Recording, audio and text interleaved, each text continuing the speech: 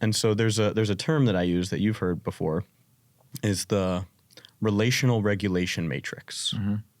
So we all have an identity, and your identity exists in your mind and is connected to your nervous system, and you really can't separate it from all of the experiences that you've had within your life that we're all connected to and shaped by all of the relationships that we go through within our life. And so I sort of think about it as this like tapestry of the multidimensional multiverse, which is I exist as a segment within a matrix, which is what a matrix is. Mm-hmm. It's lines and segments. And so when we can accept that we don't actually ever exist as a fully independent individual, Mm-hmm. that we are unique and yet we are connected to others, it can kind of shift the way that we think about our life. Mm-hmm. And then you can start to ask, well, what am I most shaped by? What most supports who I think that I am? And if you dig into that question, what you'll find is I'll actually have people draw it out in circles, where at the center is your core.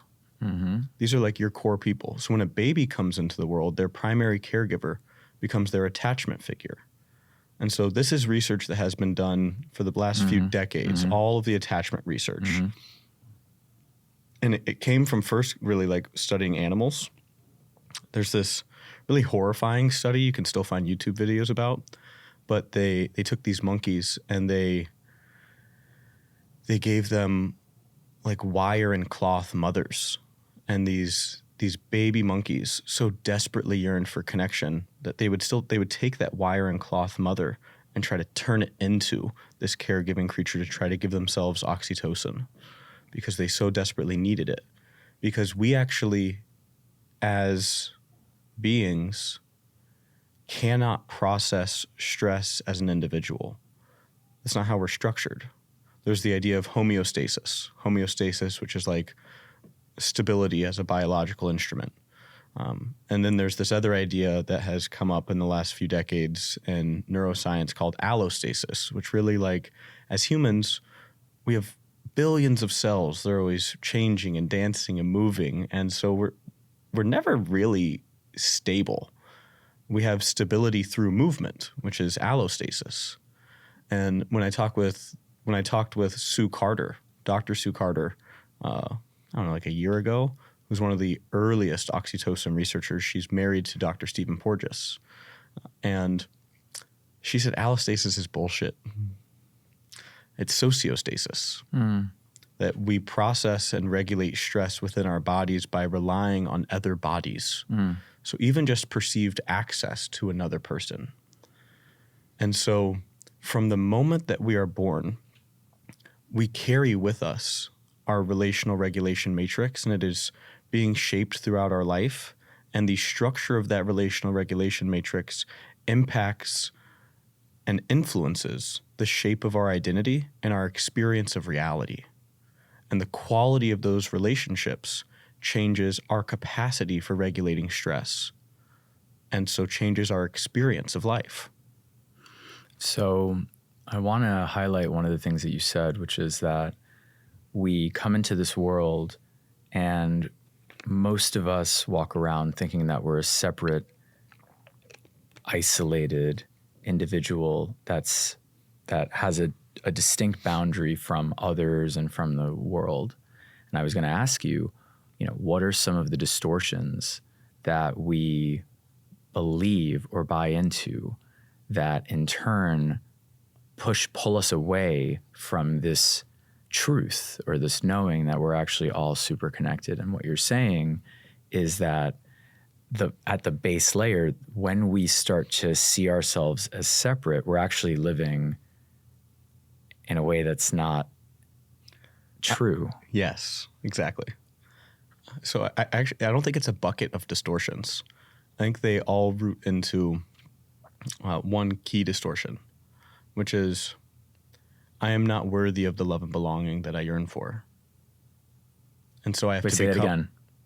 I am not worthy of the love and belonging that I yearn for. And so there is this whispering scarcity that most people walk around with that is pushing and pulling at them, urging them to take action and to plan and to ruminate about mistakes that they've made and to be analyzing things that they should be doing and actions they should be taking so that they can become worthy. And the problem with that is it's this weird sort of paradox, which is so many of the things that we do that turn us into these busyness creatures where we become hurried and frantic and anxious and unavailable for connection to others is rooted in this deep yearning to want to become worthy enough of connection. Where along the path do we start to feel like we're not worthy of that? When did we internalize that story? So it starts in infancy, right? So a baby comes into this world and they are observing and they are learning. And the primary way that they learn is through their nervous system interactions. And so a baby comes into this world and they are doing a few things. One is their mind is playing this like coherence game where it is absorbing everything that's going on and it's starting to sort of organize it.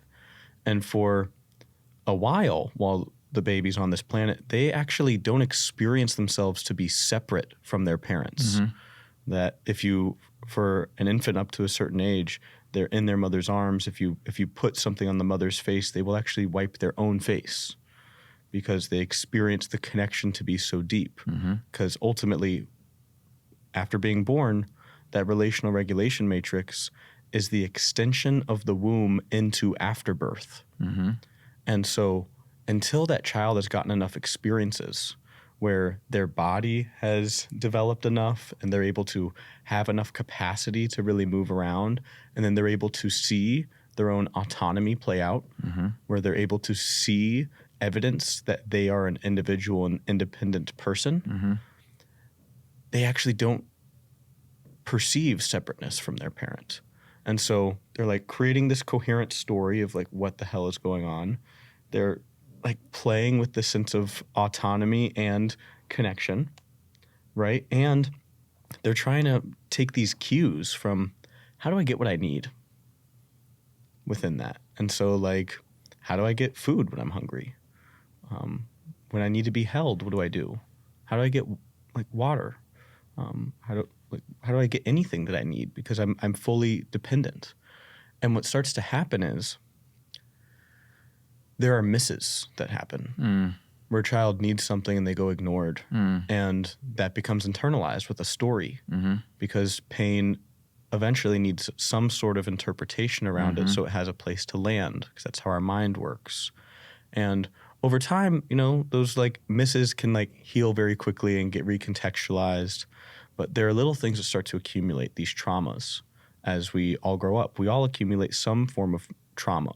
Trauma is just a wound that occurs because stress has been so overwhelming we were not able to process it in the moment with the skills and resources we had access to.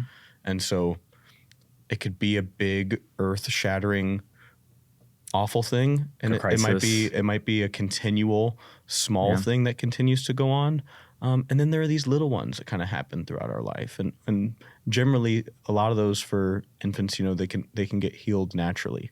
But what starts to happen is our emotional regulation skills, our ability to feel emotions, doesn't develop naturally.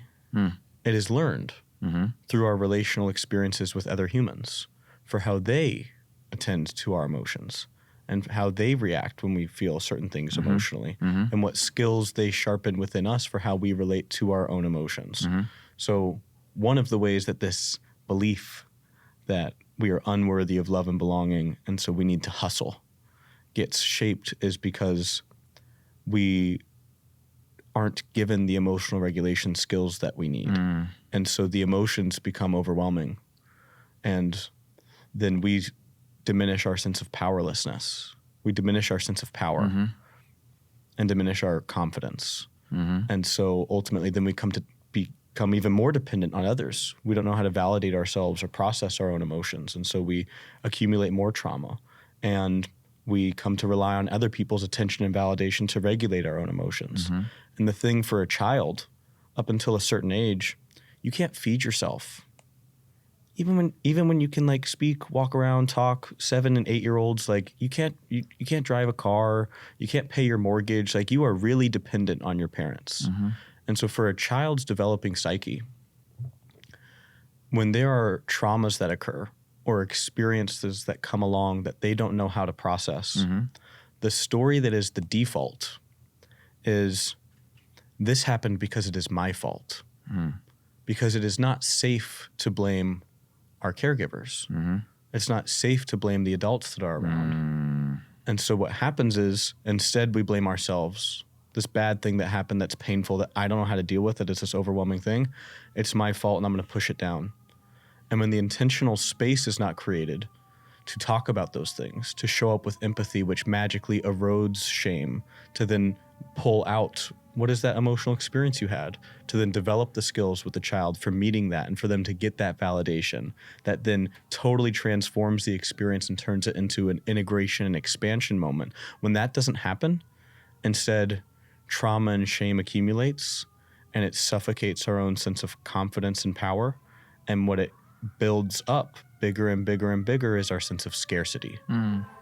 And so the ways that our society operates today, with how many single parents there are, with how anxious and stressed adults have gotten since early 2000s, with the 24-hour news cycle and 9/11 and the war on terror, and then the smartphone and social media. Not to mention also just parents that were under-resourced themselves, that didn't receive the tools, that are now showing up with their kids in these states of massive dysregulation. That sort of always happened, right? The problem is now the scale and scope of it. Yeah. Because it's become such an anxious world where children are growing up in houses with fewer and fewer emotionally available adults whose attention is more glued to screens and devices and work and anxieties, that is much greater than it ever has been, because there used to be different structure and norms also for how we drugs, related to work and medication, and yeah. And so these kids are in households where they're not getting that emotional regulation. Attunement. You need that emotional attunement in order to shape your nervous system. And so when you're not getting those co-regulatory events which nourish the key relationships within your relational regulation matrix, what ends up happening is you don't have the resource that you need in order to process your emotional experiences. And so what grows is that sense of scarcity and not enoughness. And then you go to school, and our public education system is littered with systems and behaviors that are rooted in myths from science that has been disproven, that is outdated. And what happens in most classrooms is behavior management relies on activating children's stress response into fight, flight, freeze, or fawn. And we're just lucky that most kids default into fawn. And so they are people pleasing. They learn to suppress. We learn to suppress what we want and need in favor of doing what the person with the most power in the room wants us to do. And that is explicitly taught through the actions and behaviors for how we manage behaviors in our classroom, which didn't used to be as big of an issue when children grew up with emotionally resourced homes where parents weren't working, all hours of every day, or glued to their screens, or weren't as stressed and anxious because everyone around them was doing that. Where there was some sense of safety somewhere that you could find, where you could play with your friends in the street, where you could have more of those co-regulatory events. But now kids aren't getting that as often at home. You're not getting that as often at school. And so the experiences that you do have within the relationships with other humans at school take on even greater meaning, which is why you're seeing this incredible rise of challenging behaviors for children in schools, why you're seeing so many teachers leaving the profession and saying it's getting harder and harder and harder. It's why for the last 2 decades, when Gallup puts out a poll and asks for highest stress level across all occupational groups, public school teachers are right next to nurses as the top most stressed profession because our children are not getting the resources and support that they need to develop the stress regulation capacities within themselves. So what ends up happening? You get an entire generation of people that are walking around with overwhelm and trauma and anxiety. An entire generation. Yeah, what Jonathan Haidt would call the anxious generation in his latest book.